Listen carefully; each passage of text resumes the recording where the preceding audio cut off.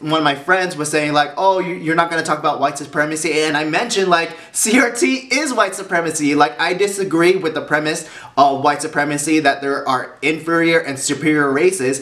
CRT promotes that there are oppressed and oppressor races. You know, that is bad. Like, hey yo, what's up you guys? So I'm coming here with another video, and we are talking yet again about CRT, critical race theory. You know, on Monday's podcast that was on PHLV open forum, we talked about with teachers and everything, and I kind of want to bring a segment and talk about what I said in my exchange, how that, you know, a lot of people don't know what CRT is. And so let's dive into that and get into it. So yeah.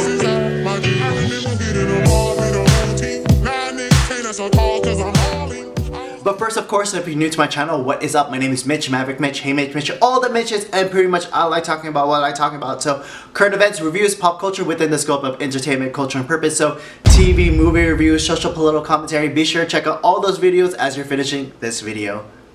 Alright, like I said, I was talking about CRT on PHLV open forum, and so I kind of want to go into that exchange, right, as well as bringing on Dave Rubin talking to James Lindsay about CRT, because I want to back up like what CRT goes into, and I think James Lindsay is one of the more articulate people about talking about against CRT. So definitely look him up.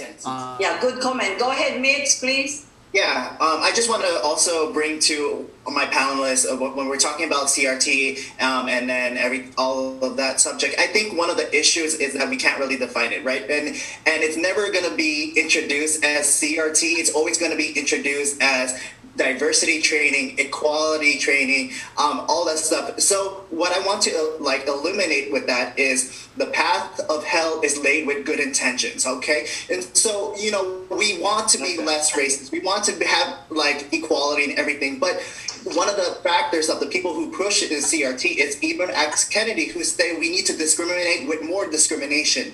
So this idea in which, and this is why I want you, this is my fellow co-hosts, they want you guys to look into CRT and the audience as well. It's because why is there a negative aspect? Because obviously, sure, we want diversity and everything, and we want these good portions, but there's an underlying aspect in which there's an idea of your success is determined by your skin color.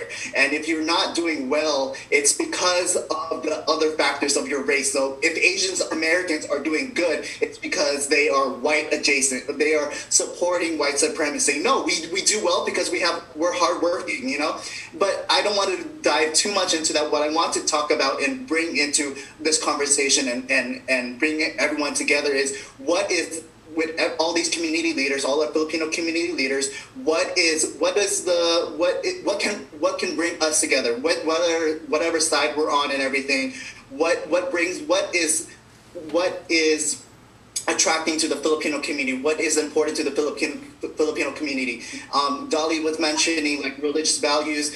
Well, obviously education's up there too. Like, but what do you guys, for Sunny and Margie, what do you feel can attract the Filipinos to be more active? What concerns do you feel like is up there as far as what we can talk about as a community? Alright, so going into this exchange, I like what I said, not just to put like a pat on my back, but I think it does serve something actually important, that, you know, like I was saying, that CRT is never going to be introduced as CRT when it comes to all the introduction and indoctrination, right? It's going to, like I said, it's always going to be introduced as equity training or diversity training. And on the surface, like I said, those are all good things, but when we go down in the deeper critical race theory portion, or critical theory in general, right, because it's critical gender theory and all the other platitudes, right, and so it just becomes, there's problematics in which I was saying, like how it goes against meritocracy, it goes against, it amplifies victimhood, right? And one thing that I was saying this, and I put it on Facebook, is one of my friends was saying like, oh, you're not going to talk about white supremacy, and I mentioned like CRT is white supremacy. Like, I disagree with the premise of white supremacy that there are inferior and superior races. CRT promotes that there are oppressed and oppressor races. You know, that is bad. Like, it was bad when there was segregation in the 1950s. You know, you have the white fountain and a non-white. So it's still bad if we were to do POC and non-POC, you know, if we were still doing segregation, which some of these people who are the more radical of the CRT advocates are doing, right? Segregation, they will never say it's segregation, they'll say it in a different word. They're gonna call it safe spaces, right? Safe spaces for non-POCs and safe spaces for POCs and non-POCs are not included. So that's still segregation. That is still racist, right? And so I'm gonna go ahead, put on James Lindsay and his interview with Dave Rubin, going again more into CRT and then talk some more. I was like, James, look at this, look at you, 2-3 years later. What have you found as you've talked about critical race theory, as you've exposed this stuff? What have you found each side has sort of shown you? Well, the left is either delusional about what's going on or lying. There's no other way to put it. They claim that people that criticize critical race theory, for example, haven't read it. So that's the new thing. As we're taping this today, it's the #1 trend on Twitter right now, and it's because people like Joy Reid from MSNBC are saying nobody even that criticizes CRT even has any understanding of what it is. That seems to be the big move. And even though I'm seeing plenty of people explain it over and over again. Yeah, I don't think they've read it. Or if they have read it, they've read it with kind of these rose-colored glasses or without an understanding of what the specialized language actually means. You know, you read a word like democracy and you think it means something. Oh, I know what democracy means. But if you don't understand that in a liberationist paradigm that it's not possible to have a true democracy till everybody is equal, in other words, till communism is achieved, it's a loaded word. So they don't understand that a lot of the words in these things are loaded, and they were intentionally loaded. The right, however, has been a bit facile in its analysis of critical race theory. So it's been very helpful, you know, or very good for me to be able to help them understand it at a deeper level, because for them, they've just been saying socialism. And while that's some percentage true, 20-something maybe percent, I don't know how to qualify those things, it's not the whole story. It's not the whole story by any stretch. And they have, however, been very receptive to trying to understand more about it. They've been very curious about it. Also, just pause real quick, and again, like I said, talking earlier, like CRT is very loaded. It's hard to describe. Like, I go for the kind of like the Marxist point of view, in which, and then obviously socialism takes a part in that, but like the oppressed narrative, as well as the attack on meritocracy. You know, like the idea in my other video that people should be judged by the content of the character, but not by the color of their skin. And so that attack on meritocracy goes against what liberals should be about. You know, liberals should be about like what Martin Luther King Jr. mentioned about being judged by as an individual, not by your race. And now that's not the case, right? And so continue. Perceive that something is wrong and don't have the vocabulary to comprehend what that is. Whereas what I perceive from people on the left is that they don't want the vocabulary to comprehend it. It's almost like they want their head, if they're good, decent, everyday liberals, not activists, it's like they want their head in the sand to not comprehend what's going on. And so they constantly get blindsided. It's like I watch some of these people on Twitter, the kind of, you know, left country club, very smart people, I call them. It's like watching them step on a rake over and over and over again. It's like whacks them in the face, and they're like, you know, why are there these rakes here? Whack, and they do it again, and it whacks them in the face, and like, everybody should be nicer. Whack, and it hits them in the face again. I think it's very sideshow, Bob. It is. It's really horrific.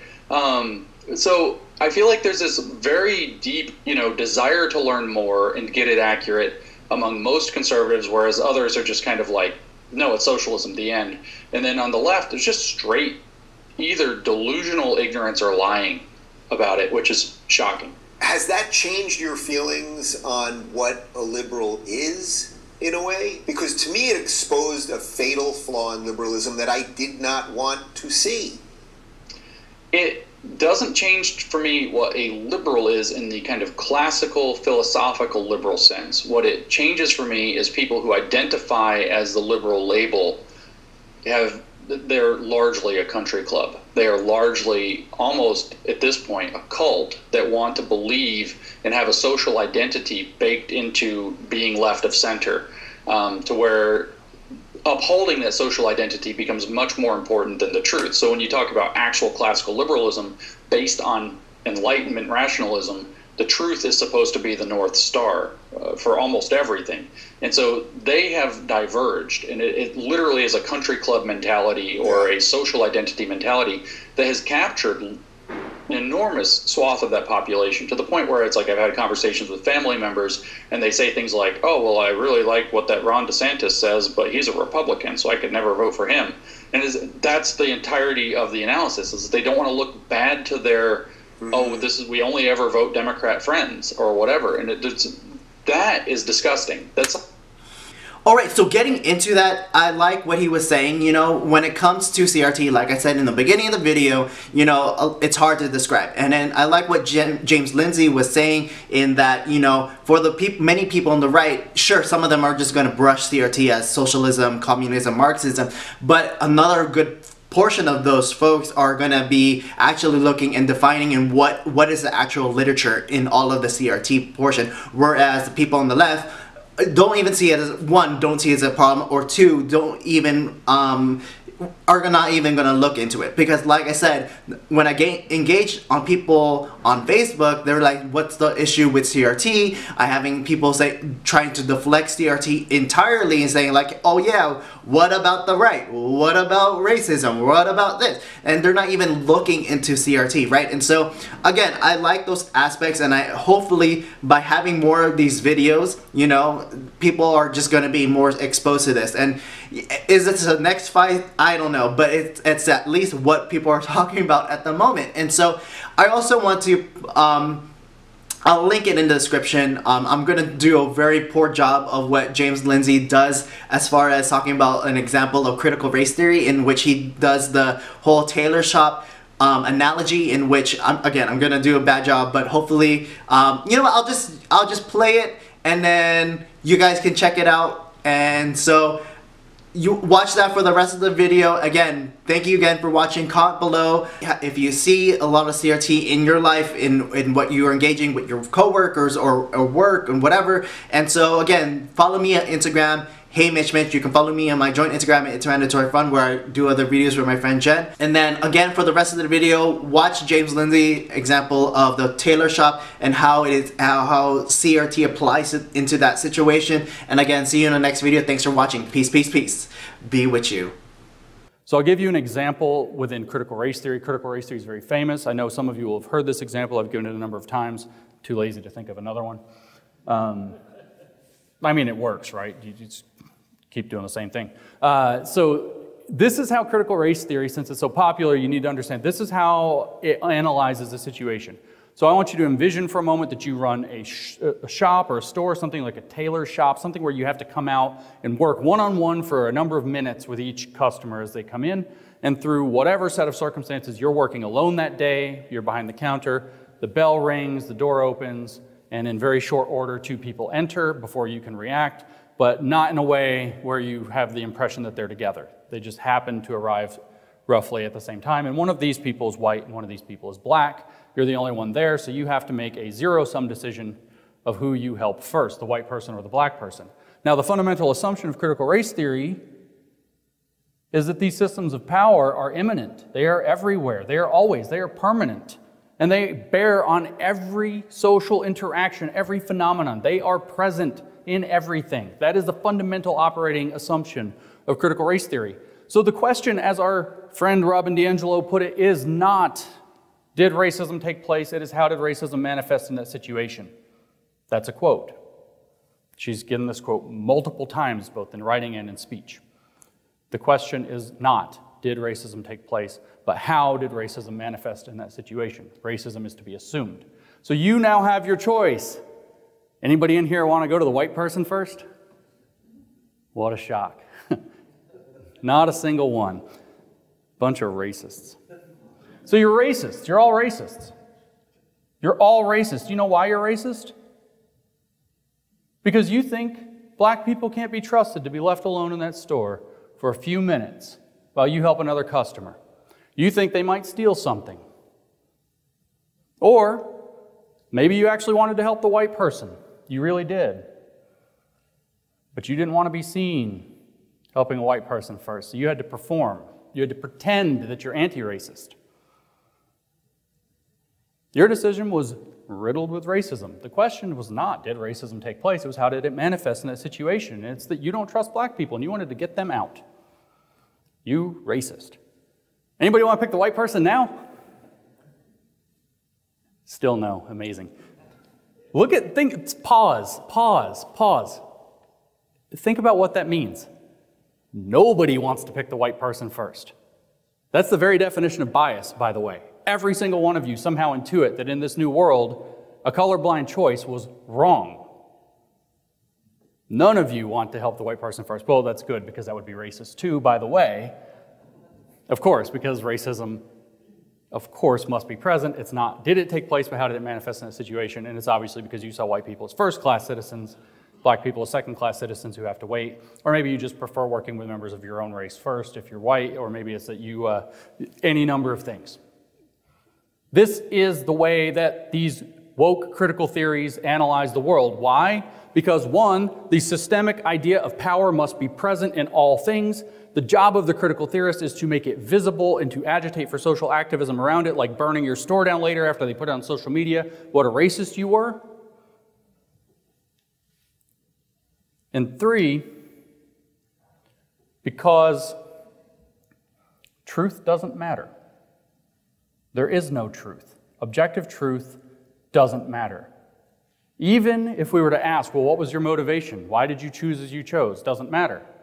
Even if it could be shown by some test that you were absolutely true, doesn't matter. There's probably some implicit bias at work. Truth doesn't matter.